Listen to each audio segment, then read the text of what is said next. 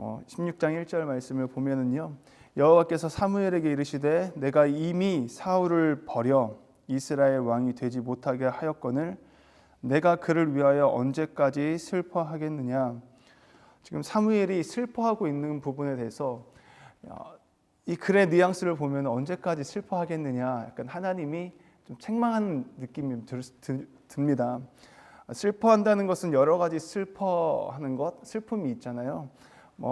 상황이 안 좋아서 하는 슬픔도 있고 여러 가지 어떤 슬픔들이 있는데, 오늘 사무엘의 이 슬픔은 어떤 슬픔이었을까요? 하나님이 책망으로 봤을 때, 책망하시는 것으로 봤을 때, 하나님이 택하신 왕이 하나님 택하셨는데 하나님 이 왕을 버리시면 이제 어떻게 합니까? 그러니까 하나님의 계획이 있고, 그 이전에도 보면은 내가 한 왕을 준비한다고 이야기했었잖아요. 그러니까 하나님의 약속을, 언약을 믿는다면 하나님이 이 또한 하나님께서 뜻이 있음을 알고 이제 그만 슬퍼해야 되는데, 그 상황 앞에서 계속 슬퍼하는 모습을 보니까 지금 하나님께서 이제 언제까지 슬퍼하냐, 슬퍼하지 말라 이야기하는 것을 볼 수 있습니다. 오늘 우리 이 본문 말씀을 통해서 우리가 왜 평생 말씀을 우리가 붙잡아야 해야 하는지 그 이유를 좀 찾아볼 수 있을 것 같아요. 사무엘이 그랬잖아요. 평생을 거의 하나님 말씀 앞에 서 있던 사람, 그런 사람이었고, 하나님이 하는 말씀이라면 내가 듣겠나이다. 이 듣겠나이라는 것은 듣고 내가 순종하겠습니다 했던 사람이 사무엘이었거든요. 그리고 이스라엘의 마지막 사사였던 사람이었고, 영적 권위가 있던 그런 사람이었습니다. 근데 그런 사람이었음에도 불구하고 사람은 사람이에요. 연약한 모습을 또 보이는 것을 볼 수 있습니다. 슬퍼하는 인간적인 마음이 들어가고 그런 슬픔을 하고 있는 거죠. 슬퍼해야 되는데, 이 슬픔은 사무엘이 했던 그런 슬픔을 우리가 슬퍼하는 그런 것이 아니라, 사무엘의 그런 애통이 아니라 우리가 진짜로 애통해야 하고 슬퍼해야 할 일이 있습니다. 그것은 무엇입니까? 내가 죄인이라는 사실 때문에 내가 슬퍼하고 애통해야 될 줄 믿습니다. 그때 하나님께서 우리에게 참된 평안과 위로가 임하게 될 줄 믿습니다.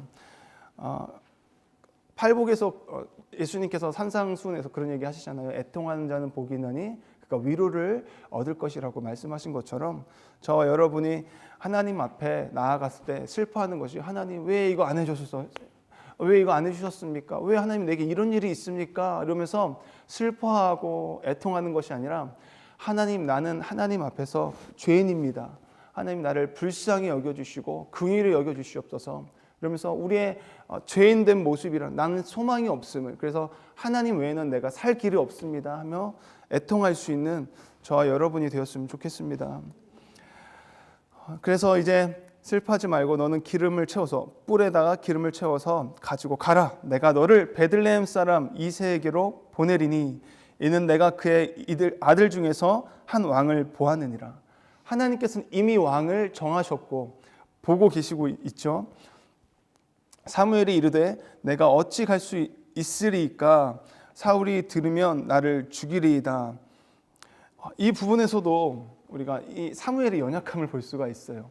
하나님 말씀이면은 듣겠나이다 순종했던 이 사무엘이 지금 어찌 된 일인지 슬퍼하고, 또 인간의 그런 정으로 인해서 힘들어하고 어떤 상황으로도 힘들어하며 슬퍼하는 모습과, 또 동시에 보니까 사울을 두려워하는 모습을 볼 수 있습니다. 왜냐하면 지금 사울이 예의주시하고 있거든요. 누구를요? 사무엘을. 왜냐하면 기름 부을 자가 있을 것이다. 그래서 제가 봤을 때는 어떤 스파이를 옆에 둬서 뭐 하는지 지켜보라고 했을 것 같아요. 왜냐하면 당신은 이제 하나님이 버리셨고 한 왕을, 이웃의 왕을 하나님께서 세우실 것이다라고 하니까 자신의 그 왕권을 유지하고 싶어 했던 사울이었기 때문에 사무엘을 예지주시하고 있었던 거죠. 그래서 사울이 나를 죽일까 봐 두려워서 하나님이 가라고 하는 그곳에 가지 못하고 있는 것이에요. 근데 하나님께서 또 얼마나 자비가 많으신지, 하나님께서는 방법을 지금 사무엘에게 이야기해 주는 걸 볼 수 있죠. 그렇게 내가 죽을 수도 있습니다 하니까 여호와께서 이르시되 너는 암송아지를 끌고 가서 말하기를 내가 여호와께 제사를 드리러 왔다. 하나님 제사를 드리러 간다고 하면은 괜찮을 것이다 하면서 하나님께서 어떤 방법을 제시해 주는 것을 볼 수가 있죠. 이 부분을 보면서 사울의 연약함도 볼 수 있지만 그런 연약함 가운데 있다 할지라도 하나님의 뜻을 위해서는 하나님께서 방법을 제시해 주시고 하나님께서 친히 인도해 주신다는 것입니다. 저와 여러분의 삶 가운데서도 하나님 나는 할 수 없어요 하는 그 상황에서도 우리가 하나님 앞에 나아가 기도한다면 하나님께서 반드시 우리를 향해서 말씀을 통해서든지 아니면 세미한 음성을 통해서라든지 환상을 통해서 하나님이 가장 합당한 방법, 선한 방법으로 우리에게 그 갈 길을 인도해 주실 줄 믿습니다. 이제 이새를 3절 말씀을 보니까요. 이새를 제사에 청하러 내가 내게 행할 일을 가르치리니 내가 내게 알게 하는 자에게 나를 위하여 기름을 부을지니라. 하나님께서 너에게 행할 일을 내가 가르쳐 줄 거라고 말을 합니다. 너는 그대로 하면 된다고 해요. 그래서 이제 이새의 집에 가게 됐고 6절 말씀에 아들들이 이제 오죠. 이새의 아들 중에 한 명이니까 이제 아들이 오게 되는데 사무엘이 엘리압을 먼저 바라봤어요. 엘리압을 보니까 그 마음에 이르기를 여호와의 기름 부으실 자가 과연 주님 앞에 있도다 하였더니 지금 사무엘이 하나님 말씀보다 앞서가는 걸 볼 수 있죠. 왜냐하면 하나님께서 아까 방금 우리가 읽었던 말씀처럼 내가 너에게 행할 일을 가르치리니 내가 내게 알게 하는 자에게 하나님께서 나를 위해 기름을 부으라고 했거든요. 근데 지금 보세요. 엘리압을 봤어요. 근데 한눈에 반해버렸습니다. 마음에 이르기를 여호와의 기름 부으실 자가 과연 주님 앞에 있도다 하였더니 자기 멋대로 기름 부을 자가 여호와 앞에 있다라고 하면서 하나님 말씀보다 앞서가는 걸 볼 수가 있어요. 사무엘의 또 이 연약함을 볼 수가 있는 거죠. 오늘 사무엘이 지금까지 말씀 보면서 사무엘상에서 사무엘의 이런 흠잡을 모습들이 이렇게 많이 나왔나 할 정도로 오늘 사무엘의 하나님 앞에서 좀 영적으로 무딘 모습을 좀 보는 걸 볼 수 있습니다. 그래서 오늘 본문에서 우리가 찾아볼 수 있는 것, 하나님의 평생의 말씀을 우리가 붙들어야 할 이유, 하나님 앞에 우리가 날마다 기도하면서 쉬지 않고 기도해야 할 이유가 있다면 바로 이런 모습을 때문인 줄 믿습니다. 우린 너무 연약하기 때문에 말씀을 한시도 보지 않으면 금방 넘어질 수밖에 없는 연약한 자들이라는 것을 오늘 사무엘을 통해서 다시 한번 우리에게 보여주고 있는 것 같습니다. 7절 말씀 보면은요, 여호와께서 사무엘에게 이르시되 그의 용모와 키를 보지 말라. 내가 이미 그를 버렸노라. 마치 사울을 버렸듯이 그를 버렸다라고 하죠. 하나님께서는 외모를 보지 아니하십니다. 이미 그 7 아들, 그 아들을 하나님께서 택하지 않았고 버리셨다는 건 뭐예요? 그들의 용모는 훤출할 줄은 모르지만 그들의 중심에는 하나님을 왕으로 섬기지 않는 그 중심이 있었다는 거예요. 오늘 보면은요, 이스라엘이 하나님 우리에게 왕을 주십시오, 왕을 주십시오 할 때에 내가 너희들의 왕인데 너희들이 왕을 구하니 너희들이 나를 버렸다라고 하잖아요. 하나님이 버렸다라고 하는 말을 표현을 하는 것은 한결같이 너희들이 나를 왕으로 여기지 않고 너희들의 인생의 주인이고 왕으로 살아가는 사람들에게 향해서 내가 그들을 버렸다라고 표현을 하거든요. 사울도 마찬가지잖아요. 내가 그를 버렸다라고 하는 것도 사울이 그 왕권을 유지하고 하나님의 뜻을 따르지 아니하고 하나님을 의식하지 않고 하나님께 구하지 않는 삶, 자기가 왕이 돼서 사는 삶을 보고 하나님께서 그를 버리셨습니다. 7 아들도 마찬가지죠. 엘리압처럼 정말 누가 봐도 인물이 멋있고 사무엘의 표현을 그렇게 하잖아요. 마음에 이르기를 여호와의 기름 부으실 자가 과연 주님 앞에 있도다. 하나님은 그 용모와 키를 보지 않는다. 사울을 택할 때에 하나님이 그를 택하시긴 했지만 초대 왕으로서 사람들이 원하는 것을 하나님이 택하게 해주셨던 거죠. 그 키가 사울의 키가 얼마나 컸던지 온 이스라엘 민족의 그 평균의 어깨 위에 있다고 하니까 다 자기 아래에 있을 정도로 어깨 밑에 있는 큰 키를 가졌잖아요. 싸움도 잘하고 그랬던 사람이었는데 그 모습은 누가 원하는 모습이었어요? 사람들이 원하는 모습이었어요. 사람들이 추구하고 바라는 왕의 그런 모습이었다는 거죠. 하나님은 사람들이 보는 관점과 하나님이 보는 관점은 다르다는 것입니다. 이제는 내가 원하는 나를 위한 그 한 사람을 왕으로 세우겠다라고 하시는 거예요. 그래서 하나님은 그 중심을 보시고 결국에는 양치고 있는 이 자리에 지금 끼어있지도 못하는 예배 자리, 제사하는 이 자리에 껴주지도 않는 그 막내 아들을 하나님께서 사무엘이 불러오라고 하죠. 그래서 그가 오게 됩니다. 사무엘이 이새에게 이르되 사람을 보내어 그를 데려오라. 그가 여기 오기까지는 우리가 식사 자리에 앉지 아니하겠노라. 이에 사람을 보내어 그를 데려오매 그의 빛이 붉고 눈이 빼어나고 얼굴이 아름답더라. 여호와께서 이르시되 이가 그니 일어나 기름을 부으라 하시는지라. 지금 양치고 있던 이 예배의 자리에 껴지지도 않는 그 다윗을 지금 불러오게 되어서 사무엘 앞에 왔는데 보니까요, 그 외모에 대해서 어떻게 설명하고 있어요? 그의 빛이 붉고 눈이 빼어나고 얼굴이 아름답다라고 표현하고 있죠. 아니, 하나님은 외모를 보지 아니하시고 중심 보신다고 하고 용모를 보지 않는다고 했는데 용모 보시는 거 아닌가? 왜냐하면 그의 빛이 있고 얼굴이 아름답고 눈이 빼어나다. 근데 여기서 말하는 것은요, 이 아름다운 이 모습은 어떤 인간이 봤을 때의 그런 아름다운 모습이 아니라는 것이에요. 그 빛은 어떤 빛이냐면 하나님의 영광으로 비춰지는 빛이에요. 그러니까 주님의 빛 가운데 있는 자, 그런 모습을 지금 이야기하고 있는 거죠. 그래서 결국은 그에게 기름을 바르게 되고 이날 이후로 다윗이 여호와의 영에게 크게 감동되니라. 사무엘이 떠나서 라마로 돌아가니라. 이날 이후로라고 표현하고 있어요. 이날만 하나님의 영이 임했던 것이 아니라 저기 예전에 사울이 처음에 이제 초대 왕이 되기 전에 세 가지의 표징을 통해서 네가 왕이라는 사실을 증거해 줬잖아요. 그때 표징으로서 세 번째 그의 하나님의 영이 임하고 막 예언도 하고 하는 모습을 봤었잖아요.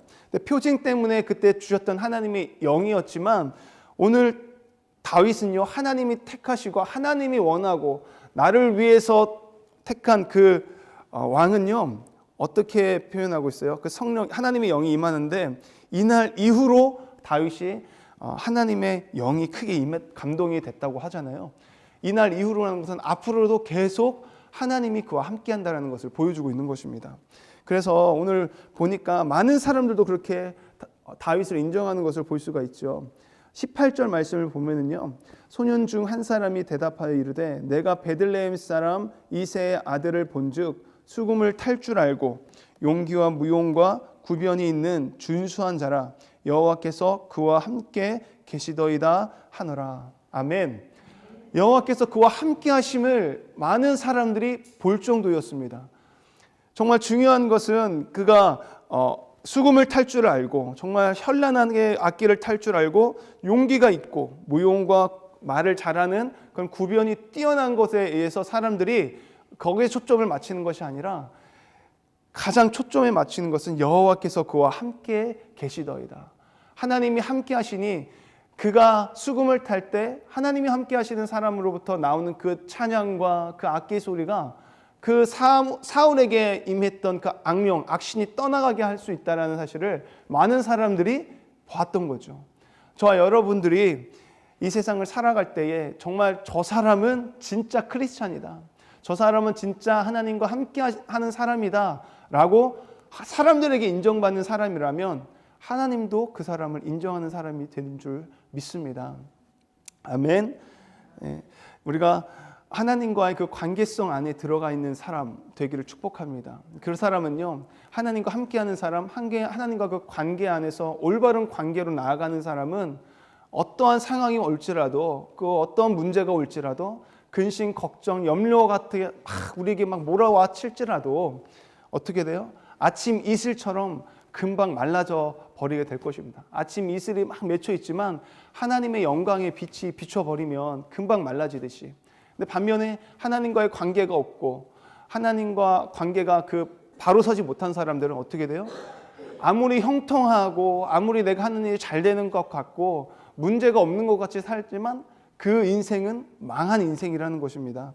저와 여러분은 하나님의 영이 크게 임하여서 하나님의 그 성령으로 충만하여져서 하나님과 동역하고 하나님과 함께하고 하나님과 관계가 올바로 서서 정말 우리 때문에 내 주변에 있는 사람이 복을 누리게 되고 나 때문에 내 옆에 있는 사람이 영혼이 구원을 받아서 완전히 인생에 역전하는 그런 놀라운 역사가 저와 여러분을 통해서 성령의 감동됨으로 말미암아 하나님이 주신 능력으로 말미암아 살아갈 수 있는 저 여러분이 되었으면 좋겠습니다.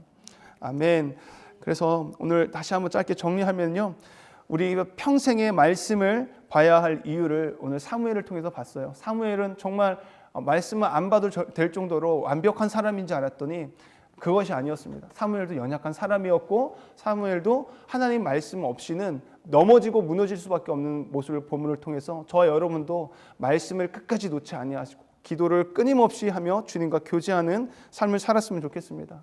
그리고 하나님 앞에 우리가 문제가 있을 때 또 기도하며 나아갈 때 하나님께서 반드시 우리의 길을 인도해 주실 분이라는 것을 믿고 의지하고 신뢰하며 나아갈 때 우리가 감당치 못할 그 시험들이 없다고 하잖아요. 그런 감당치 못할 것이 있다 할지라도 하나님께서 피할 길을 내주신 하나님이시기를 우리가 믿기 때문에 그 하나님께 구하고 나아갈 때 가장 선한 길로 인도해 주실 것을 믿고 시간 함께 기도했으면 좋겠고요.